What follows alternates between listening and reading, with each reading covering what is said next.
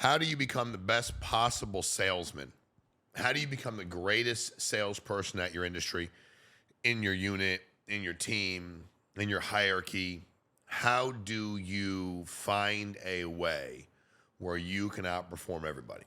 I'm going to spend a short period of time explaining to you exactly what I've done in the industries I've been in that I've sold. Every industry I was in, I was the top salesperson in my group, in my agency, sometimes the country.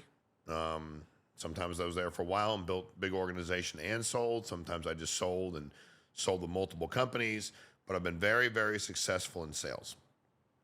First of all, it's all intentionality, right? So if you're ever around me, I have stuff I write out all the time. A lot of it's about what I need to do better at. When I'm on the phone trying to close somebody, if I didn't close them, I'm writing out 2 or 3 things they said to me that sidetracked me, and then I start role playing with myself. I record myself, so I start doing like my own scripts. I record them like to myself and role play, so I have those so I can work on them. Anything you do, the more you do it, you develop that muscle memory, right? The problem in sales is most people, when they're unsuccessful, every time it's like a machine gun. They just change all the time. The shotgun approach, there's, buckshot everywhere. And you never get a chance to actually build something that's repetitive, productive, and duplicatable. For me, I didn't want to have those reactions. I want to be very intentional about what I change. Just because you didn't say yes doesn't mean my opening on the phone or in person was wrong. It might have been my closing. If I don't make the sale, it may not have been my closing. I may have set myself up to fail with my opening, right? And what I'm going to tell you that I did very well and still do to this day when I'm selling things and selling myself and negotiating deals is I'm evaluating you immediately, and I'm controlling the dynamic and situation based on the way I talk and I present myself to you. I'm observing everything you do, every move you make, how you react, every single thing you do, I'm watching. I'm learning, I'm paying attention, I'm trying to figure you out.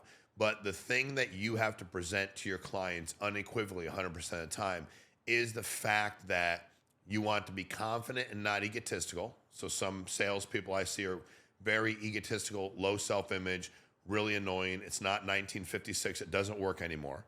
People don't like them by nature. If you look at the people that people tend to like in the world today, and numbers don't lie, it's not the egotistical people. They love confidence. But the minute we think that the ego kicks in, we start to just tune you out. We don't like you. How do you build confidence and trust with people without it coming across as being egotistical? You say a lot of things that are very intentional and very controlling. First of all, you let people know what your objective is so they don't have to try to figure it out. That's transparent. That takes strength. Hey, Tom, let me explain the purpose of why I'm here. You fill this out. You wanted to make X purchase.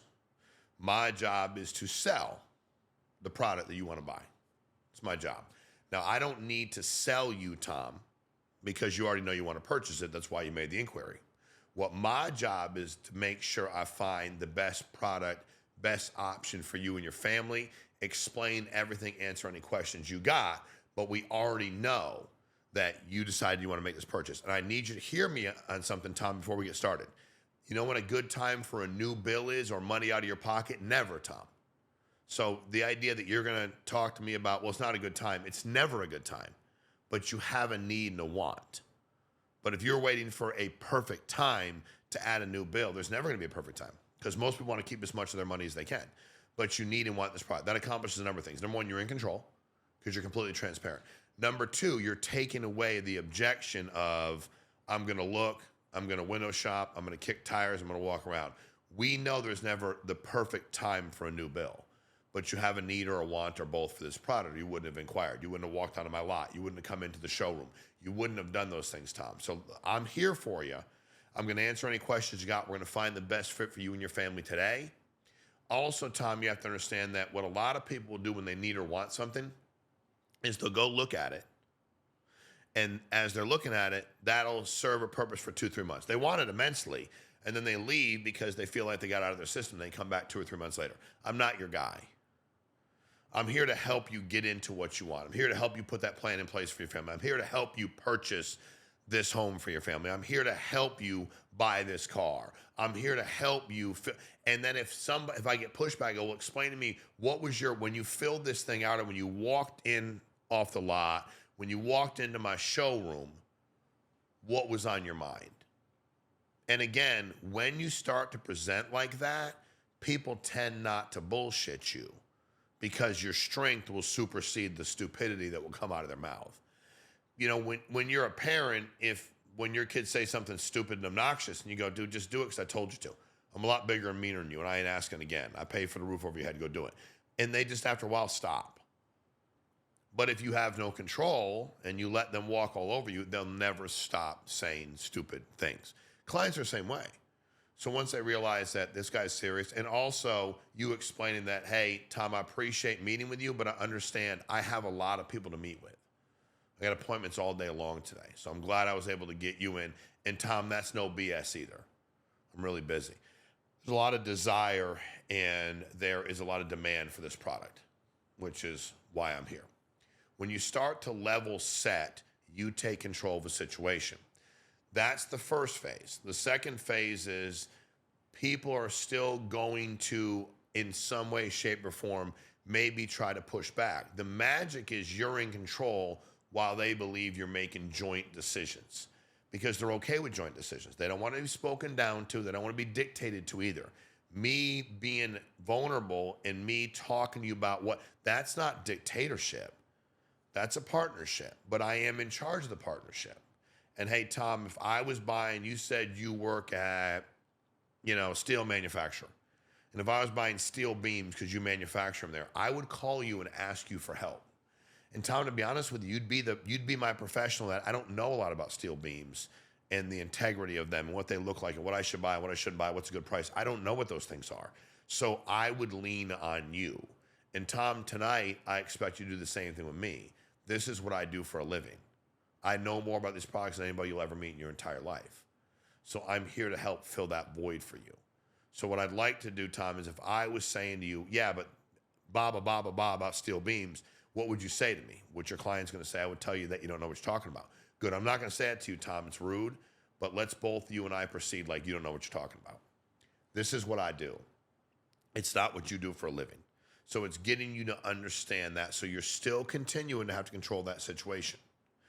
So it's the opening that you have to be great at. And also, when I say full transparency, they might say something stupid, like you were early, you were late. You're here to sell me something to try to take control of the situation, to which you just react. I don't care what you say. If you go, well, come on in, man, but I don't have all night to be sold. And I just say, hey, Tom, if you don't mind, man, and my hands go like this. All this is important. The way you talk, your pattern interrupts. Tom, with all due respect, that you are Tom Smith, date of birth. Yeah, okay. I want to make sure you did fill this out, right? You fill this thing out. Okay, you did. You did do that, right? Okay.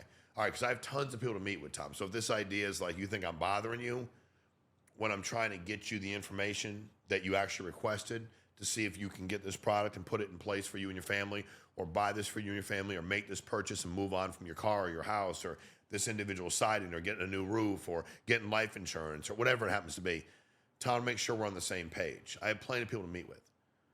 And one of the most empowering statements in sales that I've made, and you should make it, is, Tom, if you buy this today, I'm not going to retire.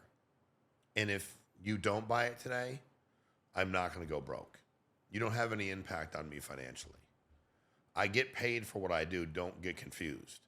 But I have more than enough people to meet with, and the numbers are going to be the numbers. So I just want to make sure I don't want to be treated in a way where I'm bothering you or I need you to do this. Because let me be clear. I think you need you to do this based on blah. But I don't need to do this.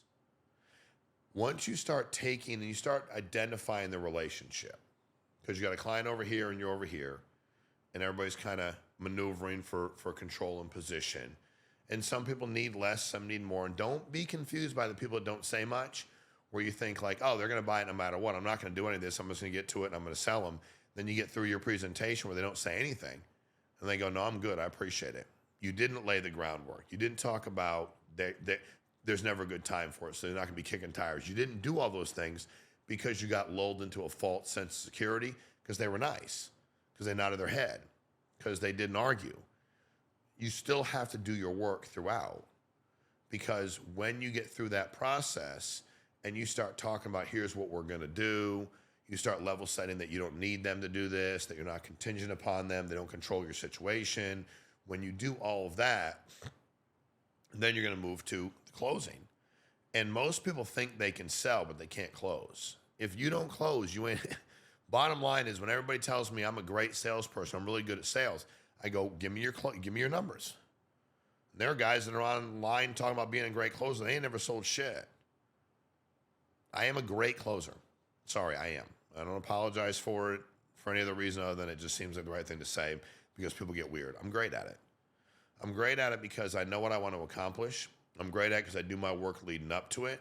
I do everything from a strength-based approach. I'm never going to be in a position where I feel like I can't be honest, transparent. I tell every client, no matter what happens today when I talk to you, I won't lie to you. That's their number one fear. The number one fear is not being sold. Their number one fear is being lied to. Number one fear. So I said, let me explain something to you, Tom. No matter what happens here today, I'm always going to shoot straight and tell you the truth. No matter what happens, I'm always going to shoot straight and tell you the truth. So I need you to hear that from me. And that alleviates a lot of that pressure. Pull that pressure away. Release that thing. So now I'm in this place where I've done all those things. I've included them even though I'm in charge. Here's what we're going to do. And I get down to, we identified what they need and what they want. We identify what the price point is, and now I got to close them. I got to sell them, right? First of all, at that point in time, you should already assume you're making the sale. So you need to just move forward. What happens, a lot of people get there and they try to sell again. You've done all your work. Now you're here. Now all your deal is, so Tom, all we have to do at this point in time is go ahead and make the first payment. Tom, all we do at this point in time is make the down payment. Tom, all we have to do at this point in time is get your banking information. We start drafting your account monthly.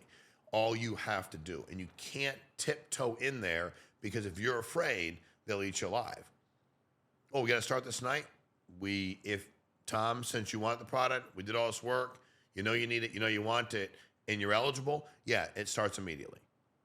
Well, I wanted to, Tom, explain to me why you would ask for a product with all due respect, get all the information. We already acknowledge no time's a great time for a new bill, but you need and want this. What would stop you from getting it today? Explain that to me. Because the only thing that's going to stop them from getting it today is you're not going to stand up for them, not to them. To them is arguing. You stand up for them. You get in their corner. You explain why they need to do this. And you don't get remotely emotional, because then your argument of I don't need this, then it becomes bullshit because they think you need it. The argument of you're the one that's in charge and you're the professional, oh, you're in charge unless there's dysfunction. But all of a sudden you get emotional. No matter what Tom says, doesn't say, I said, Tom, I hear you on all that, but none of that changes the fact that you need this and that you want it and that you're able to get it. So here's what we're going to do, Tom. We're going to go ahead and put this thing in place immediately. This protection for your family, this purchase you want. Here's what, at the end of the day, it takes a lot for somebody to reach out to you, to walk onto your lot, to walk onto your job site, to show up to your open house, to inquire about your business opportunity, to say, I need life insurance for my family. All those things require a lot. Don't disrespect how much desire and want they have for your product. Don't. By just going, well, if they buy it, they buy it. They don't, they don't. Because there's value in what you sell, and you better be able to articulate that value to me. I don't care what it is. When I was doing roofing and siding, I realized how much money it saved people, what the damage could be if they didn't, what weather was like in that area, how much more money it would cost if we needed to strip it instead of lay over because we're doing this, and here's why. Like, I was passionate about what I was selling, and if I didn't believe in it, I wouldn't sell it. If you say, well, I can't talk about my product like that, I don't believe my product, get another sales position. That's the other part. Like, a lot of you are selling things that you don't even believe in. Could I do that and be good? Sure.